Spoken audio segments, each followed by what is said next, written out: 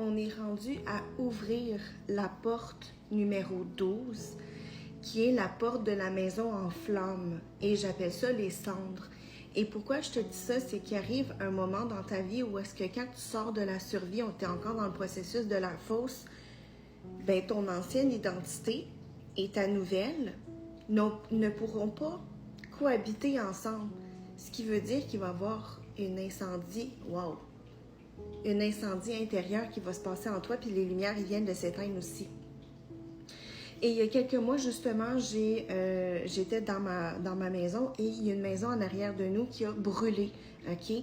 Je ne sais pas si tu as déjà vu un feu dans la réalité quand c'est un incendie, peu importe que ce soit une maison, que ce soit juste un petit feu ou que ce soit dans la forêt, c'est étouffant, ça brûle absolument tout, ça met absolument tout en cendres. Et c'est vraiment ça, c'est qu'il y a un moment dans ta vie où est-ce que la transformation, il ne reste plus rien à réparer. Quand tu perds quelqu'un ou quand tu es en séparation, on ne peut plus revenir en arrière. Le point de non-retour, il est fait. Alors, il n'y a plus de fissures. C'est plus une vague. Hein? C'est pas comme un tsunami émotionnel où est-ce que pouf, on est dans les émotions. Mais quand il y a une transmutation au niveau de l'identité, où est-ce que justement, c'est la tour qui brûle au complet, tous tes anciens schémas, toute ton ancienne identité, tout ce que tu connaissais va brûler, OK? Puis ça va être hyper inconfortable parce que tu ne connais pas cette nouvelle version de toi qui vient se télécharger jour après jour en prenant conscience que ton ancienne identité, elle est en train de fondre. Alors, c'est pas une perte de contrôle, c'est toute une identité qui est en train de brûler. Puis, j'ai fait beaucoup de rêves, justement, dans mes cauchemars, il y avait beaucoup de rêves où est-ce qu'il y avait des maisons en feu. Et dans les rêves, à chaque fois, la maison, elle brûle. Et la seule chose que je cherche, c'est mes animaux, mon conjoint. Je ne cours pas après le matériel. C'est ça qui est arrivé, c'est quand j'ai vu la maison brûler derrière moi, je pensais que le feu allait peut-être venir dans ma maison, puis c'est vraiment ça, je capotais, je voulais juste prendre mes chats, mon chien, mon conjoint, puis partir. Fuck le matériel, en devant dire justement que pour aller dans ton ère d'abondance, pour traverser ça, va falloir que tu laisses tomber le matériel. Puis c'est pas du jour au lendemain, on jette tous nos meubles et tout ça. Non, non, non, non. Mais c'est l'importance de venir se connecter à ses valeurs avant le matériel. Alors, la maison, c'est un symbole qui représente l'ancienne identité. Une maison, c'est pas juste faite de murs, c'est notre identité, c'est notre sécurité, c'est notre histoire, c'est nos habitudes, c'est nos routines, hein? C'est une protection. Et tout ce qu'on croyait être, quand la maison, elle brûle, ben ce n'est pas seulement le matériel qui disparaît, c'est une ancienne version de nous qui est en train de mourir aussi. Puis c'est pour ça qu'il reste 3 portes à la fosse. Et c'est les 3 plus grands archétypes. La maison qui brûle, la prochaine étape, la prochaine vidéo, on va parler des requins, de l'instinct animal, de cette survie-là. Et la dernière porte, hein, ça va être l'ours.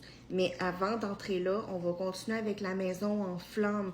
Fait que si tu as l'impression que toute ton ancienne identité, elle est en train de shifter, est en train de brûler, que c'est le chaos en ce moment, je le répète, ce n'est pas une preuve que tout va mal, c'est une preuve que tout est en train de se réorganiser. Puis une maison, ça prend du temps à ce que ça brûle, mais ça brûle absolument tout. Alors le premier réflexe dans mon rêve, c'était d'aller sauver ce qui était vivant, ce qui était pour moi mes valeurs, l'amour. Alors, je ne commençais pas par sauver mes meubles, je commençais même pas par sauver mon argent dans le rêve, même s'il y avait un incendie ici, je touche du bois là, mais j'irais pas courir après un argent ou une carte bancaire, ni même le matériel. Ça commence pas par sauver mes objets, je cours chercher mes animaux parce que dans une destruction, ce qui compte vraiment, c'est ce qui va rester. Puis l'amour, c'est ça qui reste.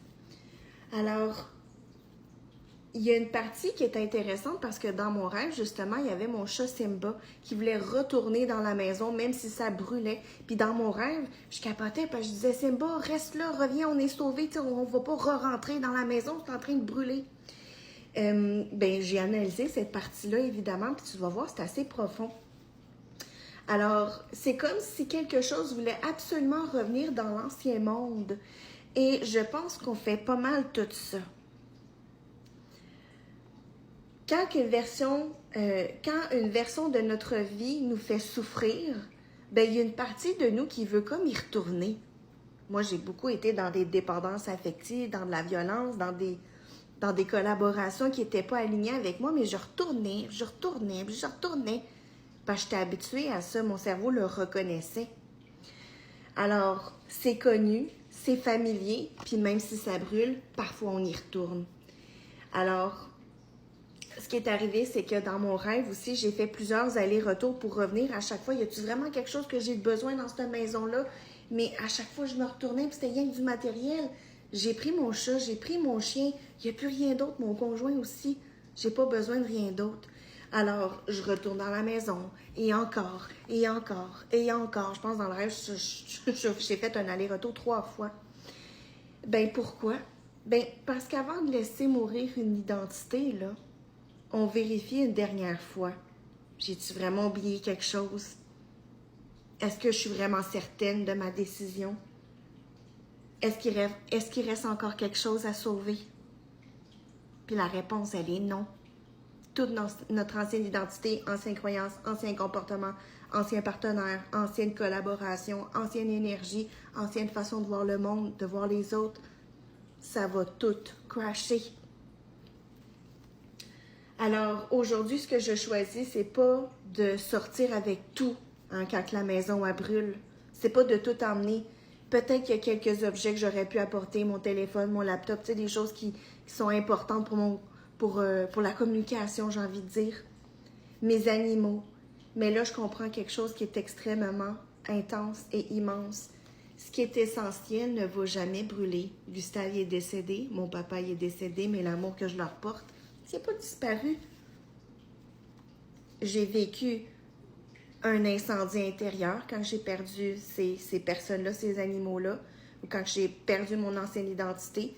Il y a des jours où est-ce que j'ai envie d'être en colère, où est-ce que j'ai envie de tout brûler, puis j'ai envie de tout casser. Ouais, il y a un nettoyage, on est en train de purifier le fond de sang qui reste.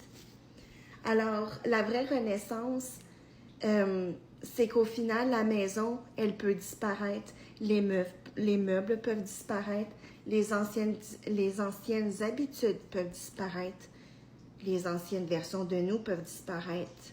Mais l'amour, les valeurs, l'essence, ça reste toujours intact. Et même le feu ne peut pas le détruire.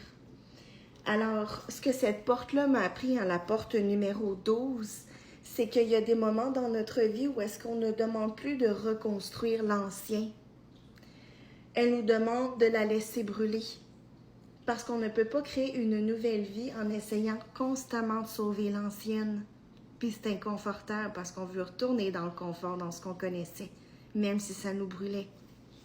Alors, la clé de cette porte, c'est que la renaissance, et tu vas l'entendre tellement de fois dans mes messages et dans mes vidéos, la renaissance, elle ne commence pas quand tout est reconstruit.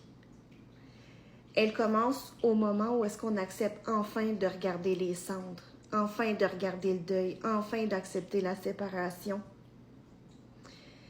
Et ce, sans essayer d'éteindre le feu. Donc, au final, ce qui est destiné à brûler n'était peut-être pas ma vie, mais c'était la personne ou le personnage que j'étais avant. Donc, si tu as l'impression que tu es en train de vivre un incendie intérieur ou est-ce que tout est en train de brûler, tout est en train de shifter, puis que tu es dans le chaos, là, j'ai envie de te dire que tu es vraiment dans le bon chemin. Même si c'est fucking inconfortable et que tout brûle, il reste 2 portes à ouvrir pour sortir définitivement de la matrice. Donc, sur ce, je te laisse. C'est normal, des moments de chaos, et c'est le temps de faire brûler l'ancienne identité.